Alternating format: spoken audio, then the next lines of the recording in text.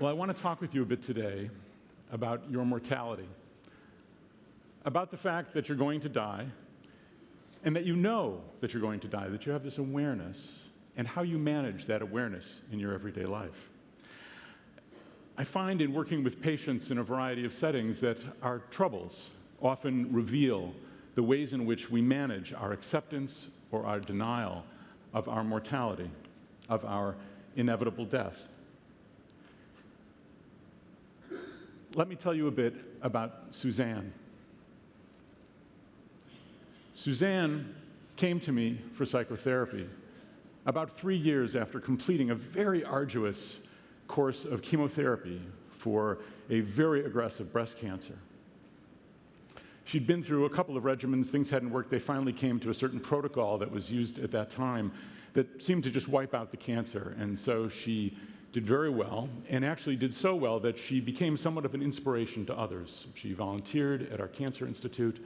She worked with families, with patients, with clinicians, and was a role model for people in the community.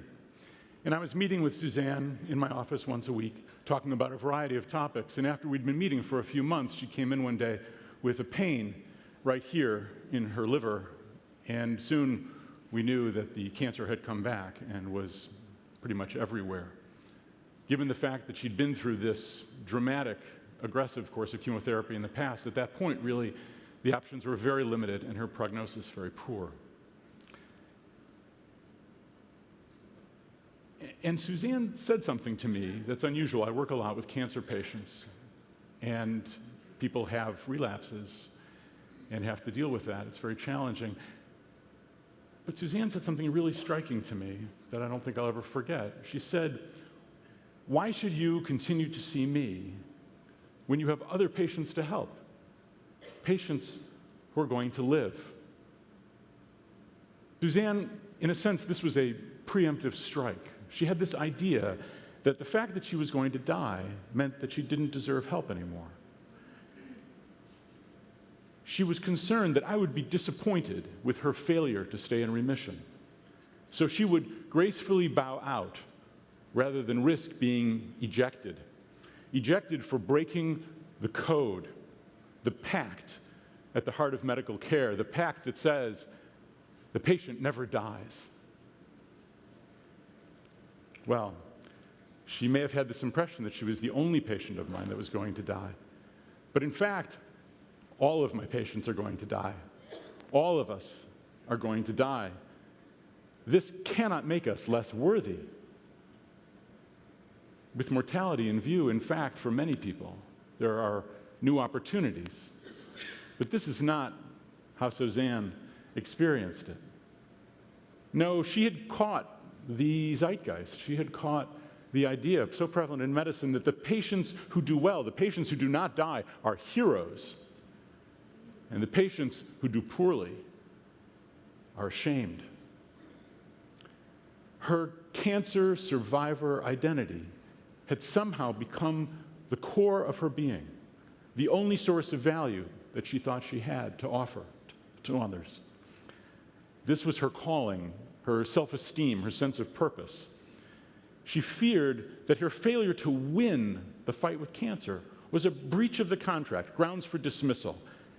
This felt true to her. Of course, it was not the case. But I reflected on this. How could this be the case? How could she be so convinced that she was going to not get care anymore just because she was going to die? And as I reflected on it more and more, I started to recognize how much of our lives are determined, steered, directed by our anxiety, our fear of dying. More than you think. We are aware of our mortality. We are the products of millions of years of evolution. We have this very strong survival instinct. The engine of evolution, of course, is that survival instinct. That's what makes progress possible. And it is so deeply inbred, so deeply embedded in our DNA. But at some point, our survival instinct has this confrontation with the much more recently arrived notion that we are mortal. We become aware of this, and we realize that survival ultimately is impossible. All of us are going to die. This terrifies us and motivates us. Now, medicine knows all too well that, as Hippocrates said, ars longa vita brevis, the work is long and life is short. The work goes on forever, but we are here but for a moment. With all of the technological advances that we've been looking at over the last few days, that you all are exposed to in your everyday lives, still we have not changed the undeniable fact that all of us are going to die. This terrifies us and motivates us. We move forward, and we come to this realization, as Ernest Becker wrote back in 1973, the idea of death, the fear of it, haunts the human animal like nothing else. It is a mainspring of human activity. And Becker goes on to argue that we must find a way to blind ourselves to this terror of our mortality. If you look death in the face, you risk enormous despair or madness. So you have to find a way to look away, to ignore your mortality. But there's a hazard there as well, because so much of what we do is valuable, is important, is powerful because of our boundedness, the fact that we are here but for a limited amount of time. So to ignore mortality puts our projects, our purposes, the meaning of our lives in jeopardy. Now, how does this come about? Well, starting around the age of 7, you start to be aware of the fact that people die. You experience a loss. Someone dies in your family, maybe a neighbor or a friend or a pet that dies. Or there's just that child's simple observation that the worm you stepped on isn't moving anymore and won't be making it to the other edge of the sidewalk. These experiences accumulate, educate, and frighten us. How can we find safety? Well, with luck, our elders, role models, parents, others, they'll teach us the rules for staying safe. You know, do your share, earn praise and appreciation, work with others. We learn, of course, from our peers as well. Run faster, jump higher, be cool, do your work, be nice, get good grades. As we grow into adulthood, the underlying goals remain the same, but our strategies evolve. We learn new ways of keeping score. Make your mark. Do you have the funds, the friends, the look to stay safe, to be connected, to know the world is there for you? We devote our creative, productive, earnest energies into the things that matter the most and hope that this is somehow keeping us safe, just as we found safety in attachment to our parents when we were afraid, when we were little children. Think for a moment with me about Michael. Michael is a very highly trained professional, very, very capable. People seek him out for his services and his assistance. He loves the challenges of his work, the rewards he receives every day for it. Michael came to me because his wife was worried about him. He left the house early every morning and came home very late. He wasn't eating right, he's not really getting much sleep, and Michael's wife is worried that he's going to die, or their marriage is going to die, or both. How does Michael keep mortality at bay? Well, all of us produce and destroy. This is how our lives go. We produce, we contribute, we work, we help others, we raise families, we participate, we maintain our self-esteem, we maintain our membership in society through our productive activities. But we also destroy. We destroy by overlooking our loved ones, by seeking status over intimacy. Our need to belong to the larger community, our need to participate, can sometimes overwhelm our deeper needs. In reflecting on Suzanne and Michael, I have to ask myself, how do I maintain my self-esteem? And are there ways that I maintain my self-esteem but somehow neglect my higher purposes? Do my commitments, my accomplishments, put my deeper values at risk? I juggle the demands of family, friends, work, patients, and I age. I notice each morning that I'm not 23 anymore. My parents have both died. I see my father's face in the mirror. I hear my mother's inflection in my voice. They're both gone. But maybe they showed me a path. They taught me those rules to keep safe, to stay connected. I have to ask, are they working for me? So, let me tell you one more story about Marla. Marla is an actress. Well, she wants to be an actress. She's looking for acting jobs, but you know how that goes. It's hard to find work.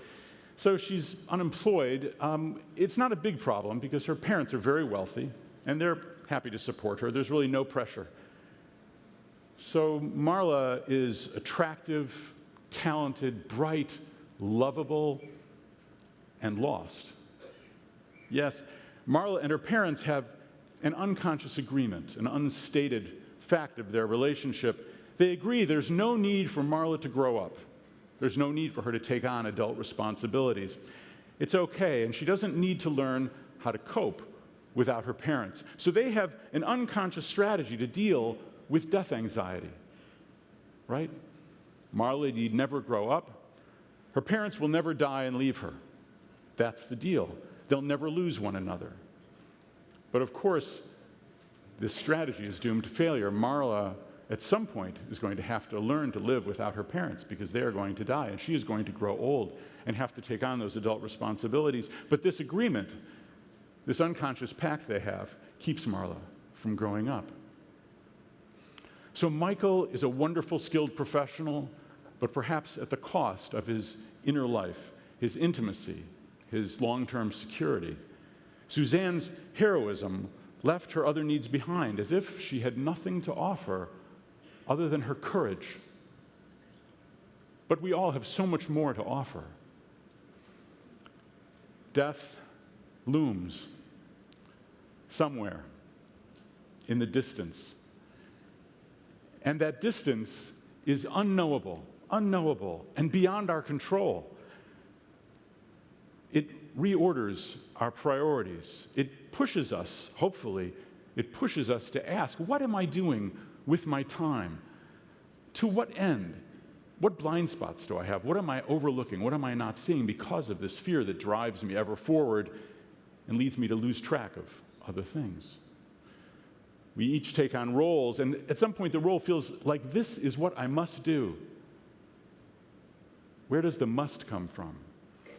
Perhaps the must is an illusion created to distract me from my fears.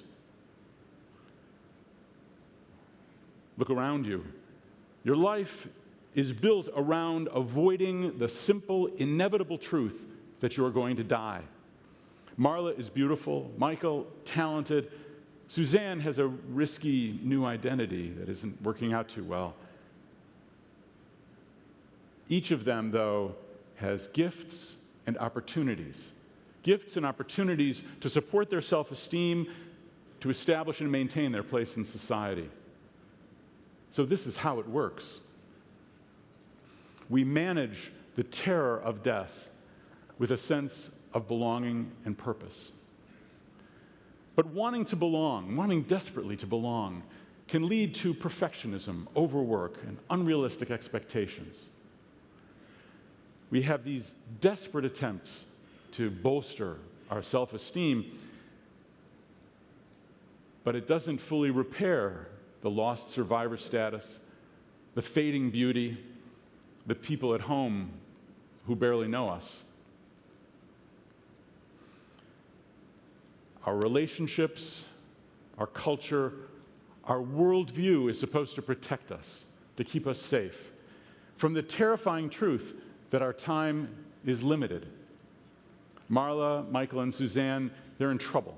They're in trouble. People are worried about them. The denial of death distracts them from their life's purpose, from their creativity, from meaningful life. Well,